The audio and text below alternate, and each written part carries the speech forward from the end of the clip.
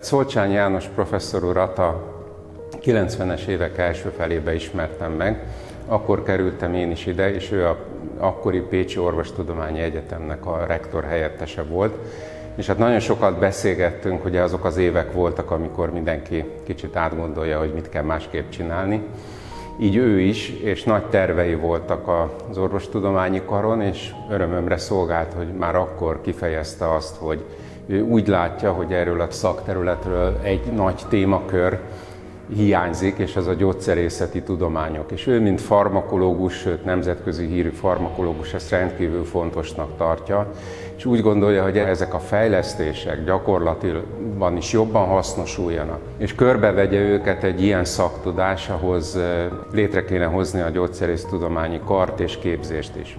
2000 őszén el tudott indulni Pécset a gyógyszerész képzés. Nyilván első lépésben ez az orvostudományi kar keretein belül, hiszen egy szaknak igazolni kell, hogy karrá tud válni. És hát nagy örömünkre János vállalta azt is, hogy ennek a szakvezetője volt, mivel szerintem adott nekünk egy védettséget az országon belül, és adott egy igazolást arra, hogy egy ilyen tudományterületre szükség van a Pécsi Egyetemi képzésben. Ő nem úgy gondolta, hogy ezzel letudta ezt a feladatot, és a szakot összefogja és összerántja úgymond az embereket, mert azért ez se volt egy könnyű téma, hanem beintegrálódott a hazai ilyen szakmai közéletbe is. Tehát én nagyon nagy megelégedéssel vettem, hogy őt úgymond a gyógyszeriparba, a gyógyszer részlet szakemberei is mennyire befogadták, és hogy ő mennyire vállalta ebbe ezt a szerepet.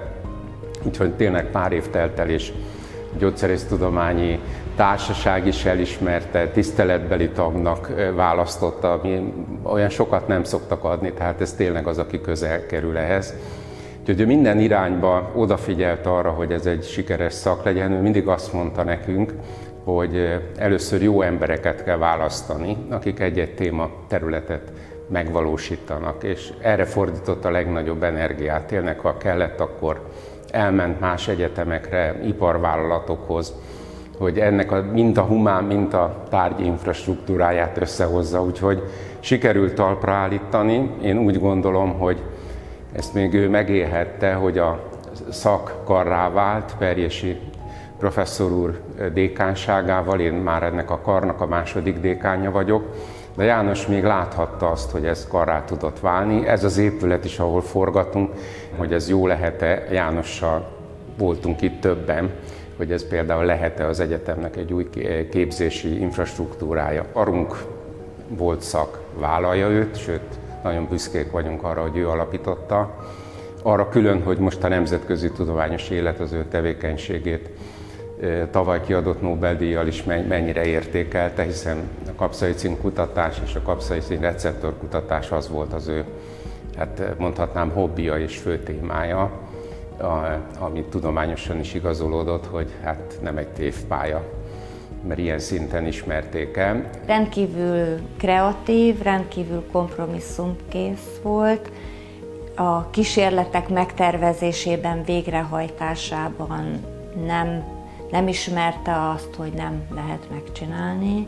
Erre nevelt bennünket is, és ez nagyon-nagyon nagy útravaló volt a későbbi életemben is, jelenleg is tőle. Nagyon sokoldalú volt, tehát nem csak a szakma érdekelte.